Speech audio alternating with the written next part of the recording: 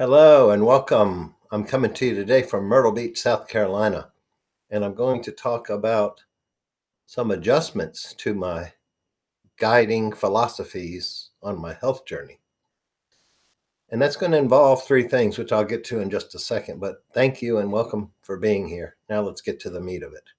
I'm Chip. I go by Carnivore Chip.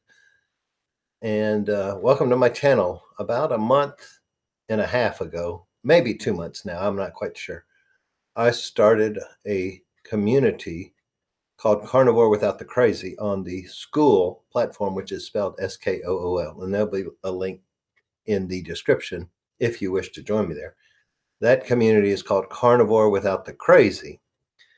I borrowed that from my friend, a low carb nutritionist, Amy Berger, who does keto without the crazy. Because, we get so confused about everything health these days because there is no real one answer. And if you go back to any older videos, you'll hear me say often, it depends. How do you get healthy? It depends. It depends on how unhealthy you are. It depends on how much damage you've done to this point in your life. And, if you've had any health issues and all that kind of stuff. So, it really does depend. And I am not the expert. I am not a doctor. But all of this, I say that because it all kind of feeds into it's not really a change in philosophy for me in the way I eat. One thing I'm going to talk about is how many long-term carnivores are adding in more carbs, but I'm going to take a couple of steps to get to that and then tell you what I think about it. So hang with me here.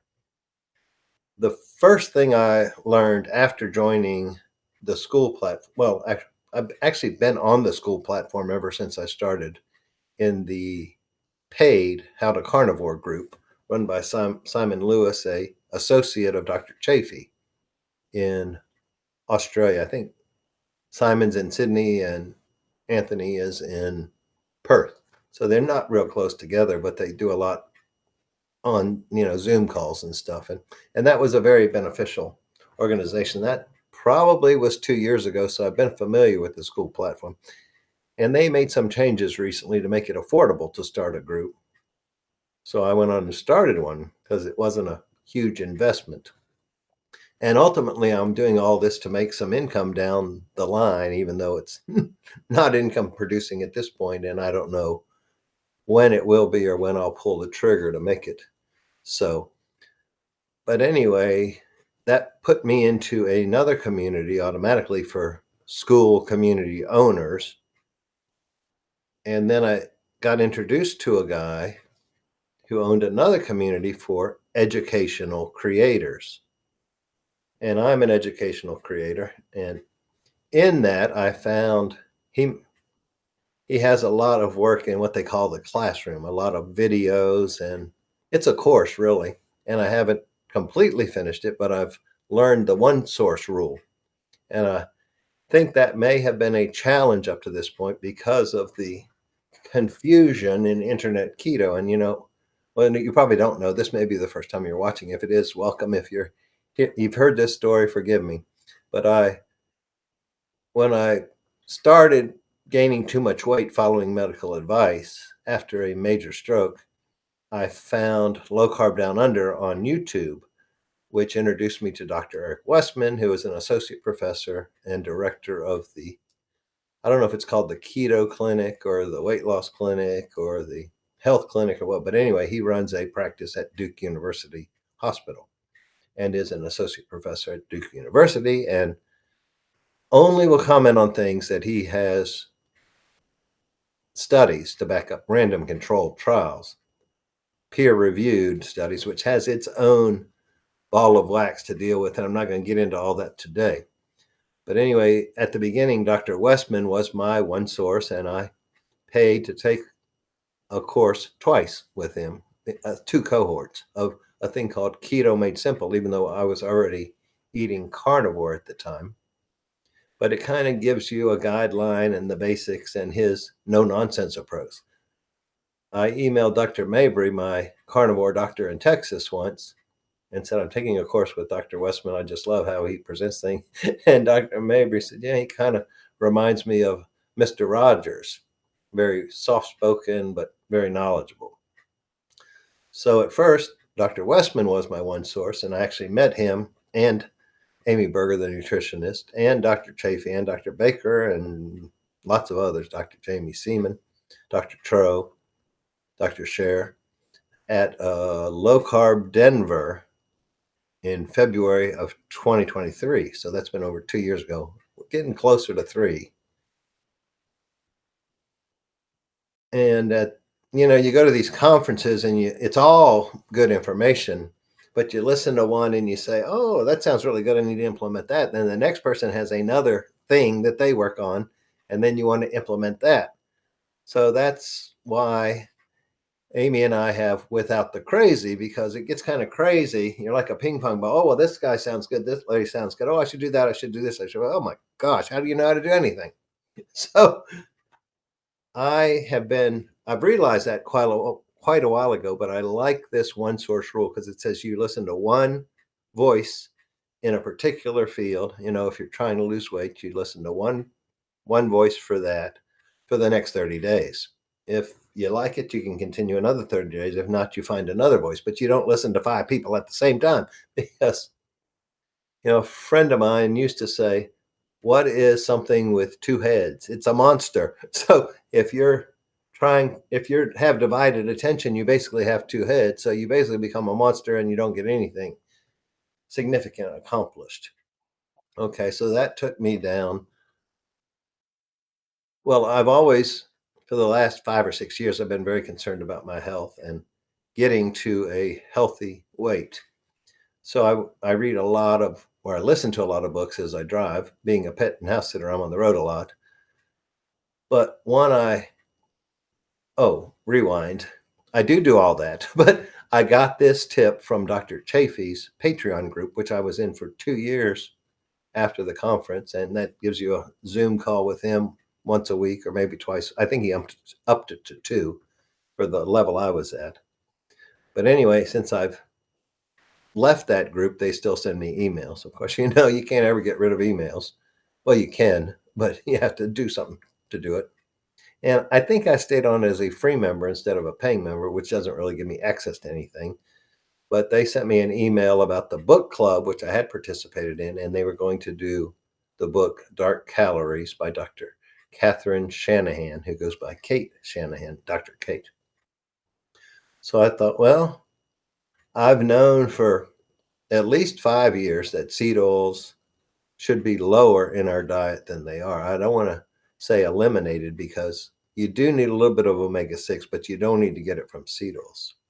And that's the big challenge with seed. But anyway, this book is about the evils of seed. And when I was in Charleston, I remember I was listening to it as I walked the dog. I'd listen to it as I walked the beach.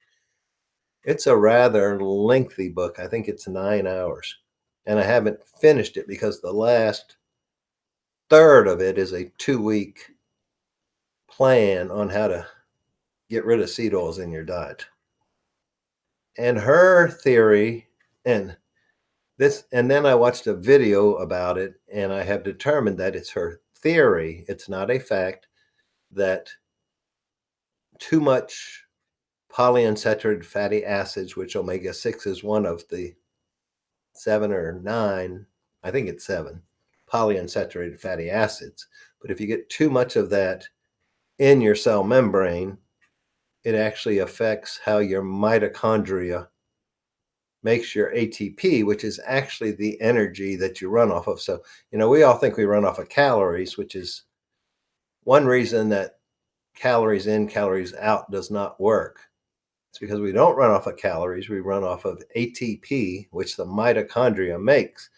And Dr. Shanahan's theory is that too much polyunsaturated fatty acids reduces and I think this has been proven in a test that, that the higher your polyunsaturated fatty acid go, the less productive your mitochondria is.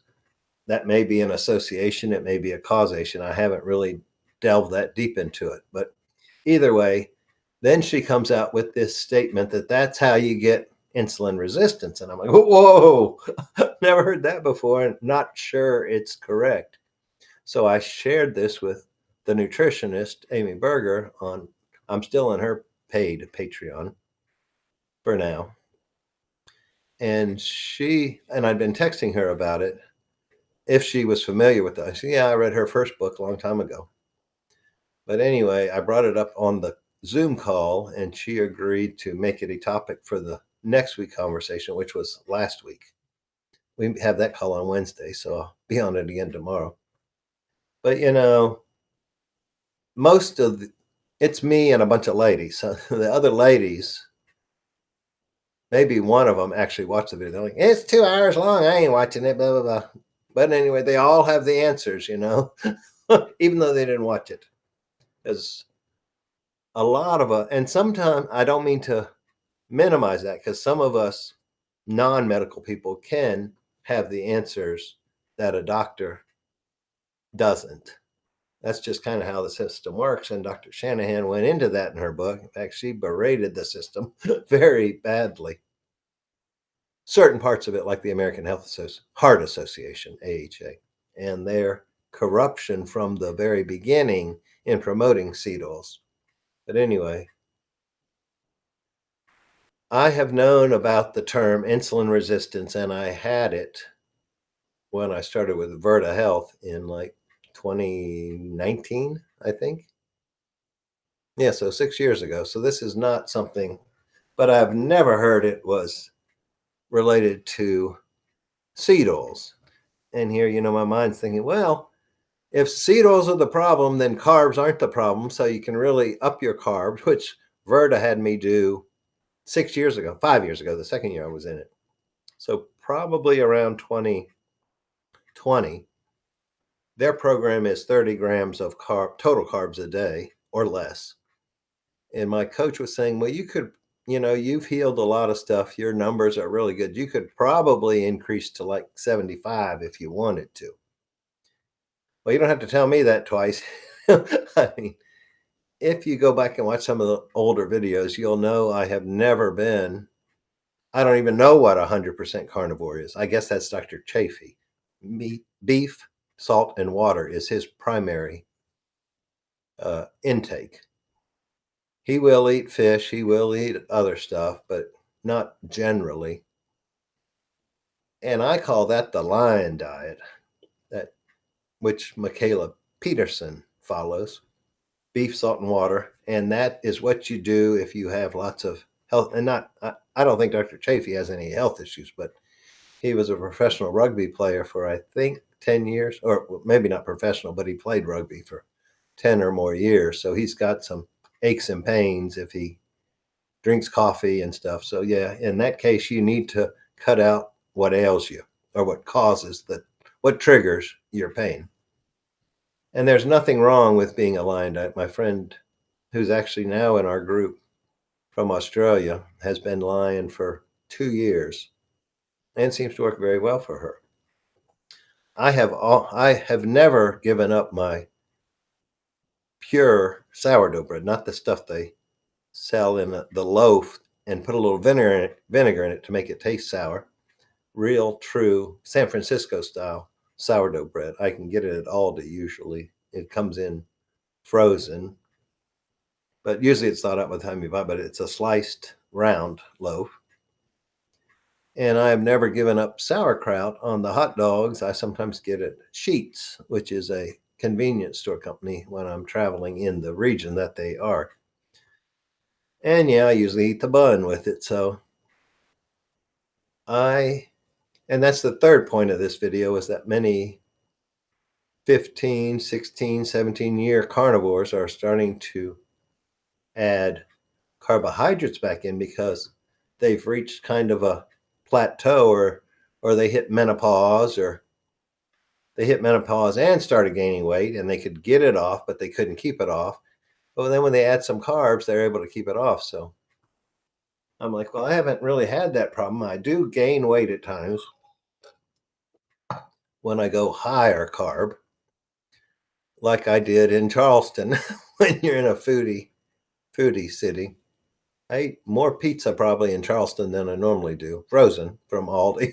Come home, I'll scramble some eggs and put it on top of the meat lovers pizza, and then I'll put some extra cheese on top. So, I can justify that the little bit of crust and tomato isn't the worst thing in the world. So there is a trend now, and I kind of like it, and where people are being a little less crazy about the way they eat carnivore, and that's what I do like to talk about in my Carnivore Without the Crazy group. I'm thinking, well, they finally caught up with me because I never bought the line hook, line, or bought the, yeah, I guess it's a line, hook, line, and sinker that you had to eliminate all carbs to be healthy. Because even Dr. Westman's group, which is the lowest of any that I know about, is 20 grams of total carbs a day. And he pounds in total carbs because a lot of packaging now has net carbs. But I've also watched a lot of Dr. Lustig's videos where he says sugar is the cause of insulin resistance, and, well, really fructose, which the table sugar is one molecule of fructose, one molecule of glucose, which you form together and make sucrose. But your body doesn't metabolize fructose. It sees it as a foreign element and makes the liver fat. That's the easiest way to put it. It's very similar to the way your body metabolizes alcohol, which adds to liver fat. And you don't want liver fat. You don't want you don't want organ fat. You want energy stored in your muscles. And see, you got to be careful how you say things too, because your blood sugar is glucose. Your eaten sugar is generally sucrose, which is fructose and glucose.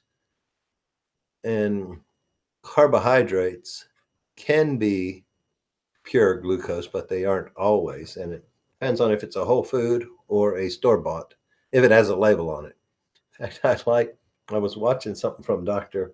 Lustig the other day, and he said anything, any food or food product you buy with a food nutrition label on it, you have to look at that as a warning label. Some of them are big warnings, and some of them are not so much of a warning. But most of us don't know how to really interpret those to know whether it's like a poison warning, or this will only affect you a short time. But really, the poison is in the dose. There's a video named that, and it really means you can consume small quantities of poison, like arsenic. When you eat almonds, arsenic comes from almonds, and as long as you don't reach a certain threshold, it's not going to kill you. There might be a minimal amount that you feel fine with, and then a higher amount that you start feeling then a higher amount that you feel really bad, and then a higher amount, if you keep doing it, that'll actually kill you. So I don't like to say this will kill you, that will kill you. Water will kill you if you inhale or swallow too much of it. Air will kill you if it's polluted. Stuff we need to live will kill you. So to say plants are trying to kill you, although accurate, it's the poison is the dose. And yes,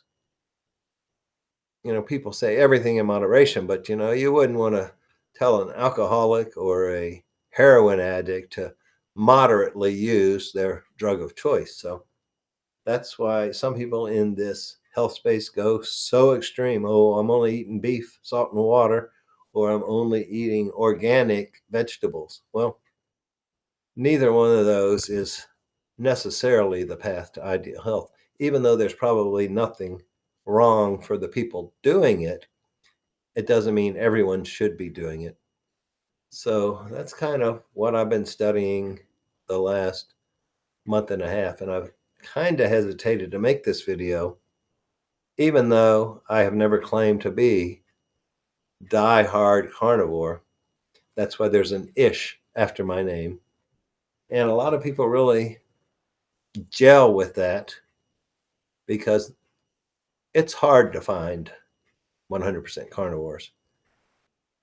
And, Dr. Chafee and my friend in Australia are probably the closest that I know of.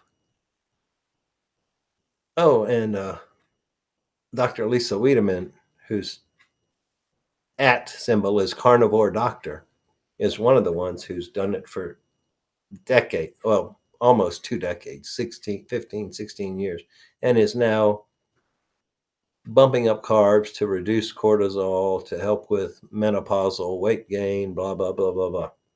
And she's getting attacked for it.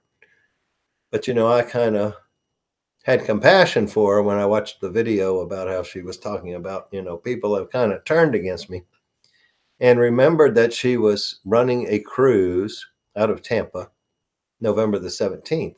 And I had just applied for a pet sit in Raleigh, North Carolina, thinking, well, I could drive from Myrtle to Raleigh, spend a couple nights with a dog. I think it was one in Vigo beetle, one of the ones from that were rescued, the thousands of beagles, and then go on home on the 17th to Dad's for the American Thanksgiving holiday. But then when I saw Dr. Lisa's video and remembered about the cruise she was running after the Hack Your Health symposium in Tampa, I thought, well, I'm halfway to Florida now. I might as well just go on the cruise, because I had mentioned it in Amy Berger's Patreon, and a lady that lives kind of near Tampa mentioned she might go on it, or she could go on. And another one is going to the conference. I think it's about an 8-hour drive down there, and it's about an 8-hour drive to Dad. So that's going to give me about a 16-hour drive once the cruise ends. But I may be able to find, I don't know, I probably won't have time to find house sits between the 22nd of November and I think the 28th is Thanksgiving, American Thanksgiving, this U.S. Thanksgiving. I guess Canada is technically in the Americas, and theirs has already happened. But anyway, I'm going to Mexico on Royal Caribbean. It's a enchantment of the seas with about 80 other carnivore-ish people. So I should have a lot to tell you around Thanksgiving, but I'll have more videos between now and then. So just know that I wasn't that far off by keeping a few extra carbs in my carnivore way of eating. I don't think, and I've never been a big fan of labels. So that's it for now. The link to the school group is down below. You can hit the subscribe button if you want. Please leave me a comment what you think, but no hate mail. Thank you. Bye-bye.